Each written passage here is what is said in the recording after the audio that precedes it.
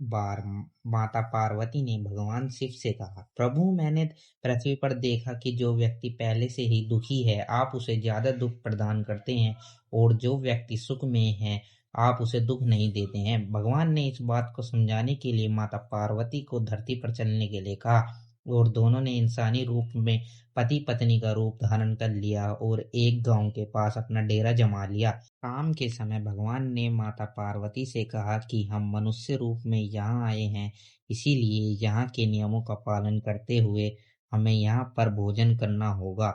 इसमें भोजन के लिए सामग्री की व्यवस्था करने जा रहा हूँ, तब तक तो भोजन बनाने की कुछ तैयारी करो। भगवान के जाते ही माता पार्वती रसोई में चूल्हे को बनाने के लिए बाहर से ईंटें लेने गई और गांव में कुछ जर्जर हो चुके मकानों से ईंटें निकालकर चूल्हा तैयार कर लिया।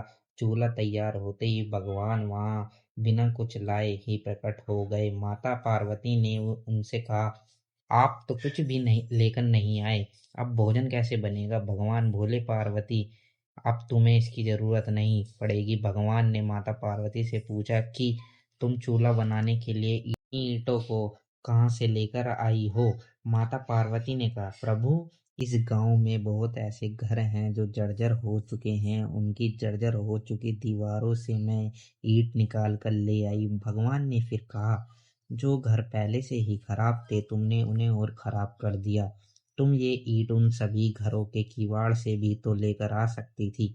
माता पार्वती बोली, प्रभु उनके घर में रहने वाले लोगों ने का रख रखाव बहुत सही तरीके से किया है और वह घर बहुत सुंदर भी लग रहे हैं, ऐसे में सुंदरता को बिगाड़ना उचित नहीं होता। भगवान बोले, पार्वती यह तुम्हारे द्वारा पूछे गए प्रश्न का उत्तर है। जिन लोगों ने अपने घर रख रखाव अच्छी तरह से किया है यानी सही कर्मों से जीवन को सुंदर बना रखा है, उन लोगों को दुख कैसे हो सकता है? मनुष्य के जीवन में जो भी सुखी है वह अपने कर्मों के द्वारा सुखी है और दुखी है वह अपने कर्मों के द्वारा दुखी है।